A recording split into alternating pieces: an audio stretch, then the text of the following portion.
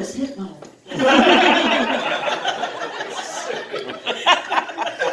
I just want to say thank you guys so much for coming out tonight. You know, especially with the weather the way it is, the weather's actually fine. I just start every set like that. This is Nebraska. I have a friend, I'm from Nebraska, I know a lot of you guys are, and I have a friend who isn't, and the other day he was saying, you know this whole thing about Nebraska nice? I don't think you guys are really nice, I think you're just fake. And I kind of see where he's coming from. Like, for example, when I walk down the street, I'm kind of like, I want to kill myself, I want to kill myself, I want to kill myself. Hi!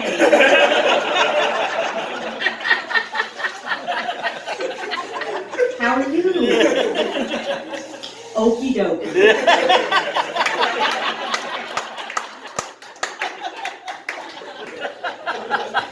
I'm not fake. I'm trying to conserve energy to get through the winter. Nobody does that better than farmers, by the way. Have you ever been out in the country and gotten the farmer wave? You know what I'm talking about? They're feeling really energetic, you know, maybe the middle of the summer, it's like... I always like to freak people out when I'm out in the country. I'll be like...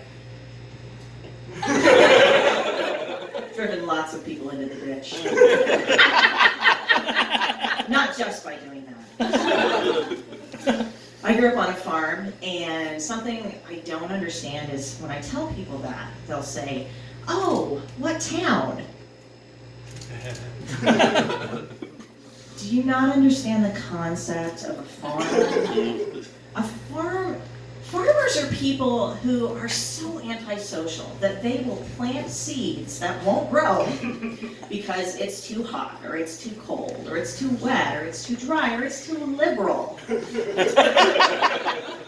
Than be around other people. Farmers are very antisocial. In fact, you can tell how long a person has been farming by how they do the farmer wave.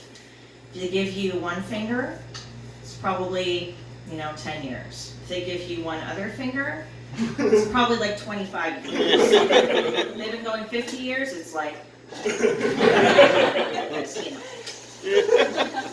it's over for that.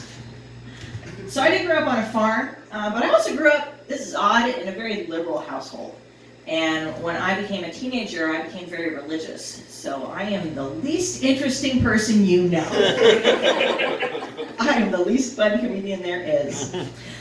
But the thing is that when you grow up in a liberal household, it's very hard to rebel. Because if I had smoked weed or gotten an abortion, my parents would be fine with that.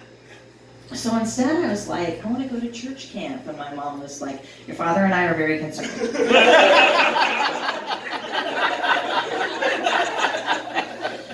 My sister married her wife last year. It was a beautiful, beautiful wedding. And my parents were so proud. And afterwards I talked to them and I said, hey, I'm actually going to be speaking at church next week. Do you guys want to come? My mom's like, Betsy, when is this phase going to be over?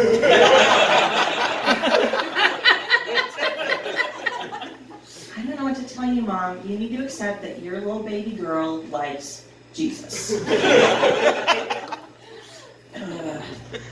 So I'm religious and I am liberal, and except for I am also pro-life. But I'm pro the whole life. I think if you're going to ask women to have a baby, you've got to be there for the whole thing, society. We need paid maternity leave. We need affordable daycare. We need government subsidized Apple TVs.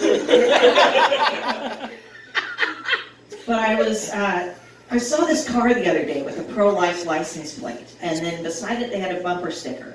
It said, honk if my kids fall out. I said, that lady's more pro-life than I am.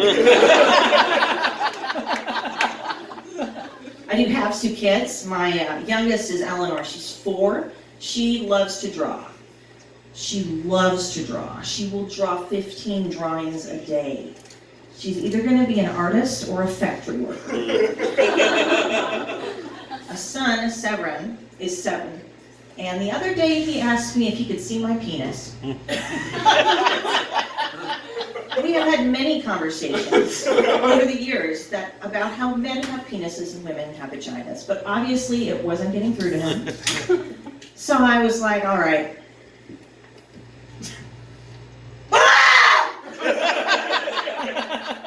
I call that effective abstinence-based education.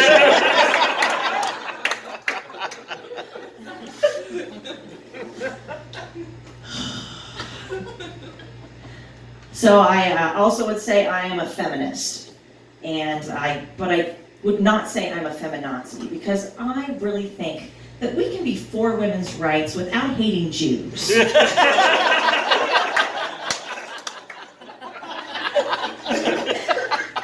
we go, 2 weeks ago was the Women's March and the rally at the Capitol. Did I go to the rally at the Capitol? Bunch of pussies. I didn't go either, it was too cold. I can't do that stuff anymore in the cold, all right? I'm getting older. The thing about getting older is nobody tells you when you're supposed to start shopping at Talbot's. You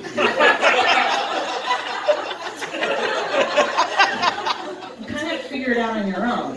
I was at Forever 21 the other day, and I'm looking around and I'm thinking, maybe I'm too old to shop here. And then I see that they are selling days of the week underwear. And I said, no, 39's not too old. By the way, happy Wednesday.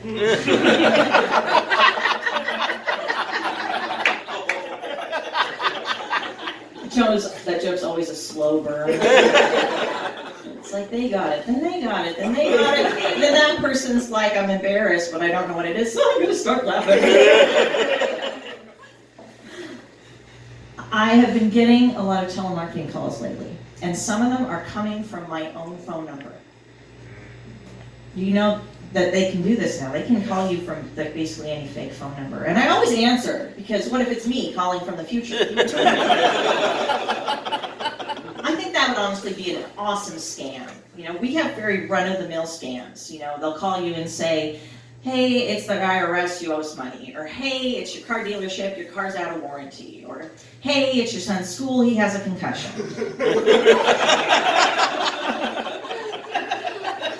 I want someone to call me from my own phone number and say, hey, this is the mafia.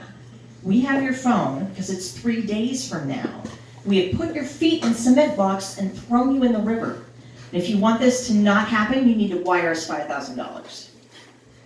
And then I'm going to say, what river? The Platte?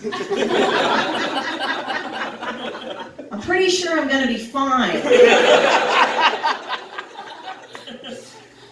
Well, I talked about I identify as liberal, religious, pro-life, a feminist, but not a feminazi. But most recently, I've started identifying as a Becky. If you don't know what a Becky is, this is a derogatory term for a privileged white woman. And when I first was called that, I was very upset. It happened when I was in Trader Joe's. I was wrestling someone for the last tub of hummus. And they were just so rude, and so I had to go calm down, so I went and sniffed candles for an hour at Bath & Body Works.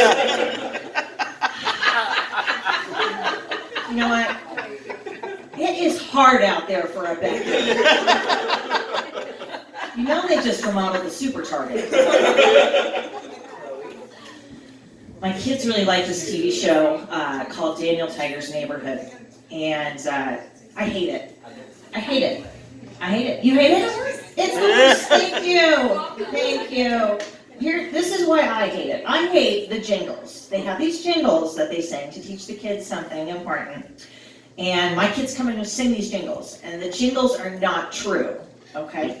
And then I have to re-educate my kids. So like there's one that goes, you can take a turn and then I'll get it back. And I'm like, no, your sister's gonna break it. After all, she hates you. And then there's one that goes, if your friends play with someone new, they will still be friends with you. Not if you're a middle school girl. Thank you, Angie, you're a bitch.